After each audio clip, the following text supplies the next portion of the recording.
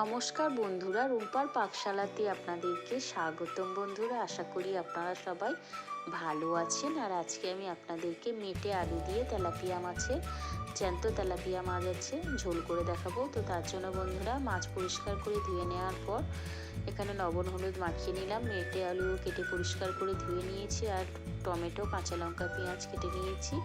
এইভাবে খুব ভালো করে মাছগুলো লবণ হলুদ মাখিয়ে নিলাম। এইভাবে সব মাছ মাখিয়ে নেওয়ার পর বন্ধুরা, কড়াইয়ে তেল দেওয়ার পর এক এক করে মাথাগুলো দিয়ে দিলাম। দিয়ে মাছগুলো কিন্তু একটু সময় নিয়ে লাল লাল করে কড়া করে ভেজে নিতে হবে। তো এইভাবে বন্ধুরা দেখতে পাচ্ছেন মাছগুলো ভেজে নেওয়ার পর তুলে নেব। এইভাবে সব মাছ ভেজে একটি পাত্রের মধ্যে তুলে নিলাম। তো একই পদ্ধতিতে বাদবাকি যে মাছগুলো ছিল ওগুলো ভেজে পাত্রের মধ্যে তুলে রেখে দিলাম।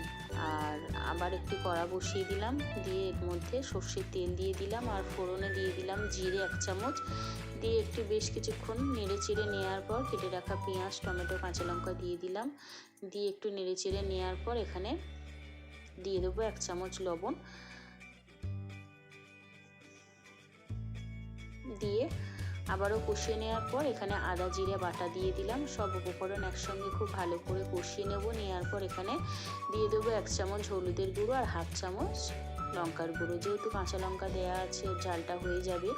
এরপর মশলা দেওয়া জল দিয়ে মশলাটা খুব ভালো করে কষিয়ে নেওয়ার পর কেটে রাখা মেটে আলু দিয়ে খুব ভালো করে এখানে কষিয়ে নিতে হবে। তো এই বেশ কিছুক্ষণ ধরে মেটে আলুর সঙ্গে মশলা কষিয়ে নেওয়ার পর এখানে গরম জল দিয়ে দিলাম। দিয়ে বেশ কিছুক্ষণ ধরে মোটামুটি 7 থেকে 8 মিনিট মতো ফুটিয়ে নেওয়ার পর আলু একদম সেদ্ধ হয়ে গেছে। ফুটন্ত ঝোলের মধ্যে এখানে দিয়ে দেব মাছ।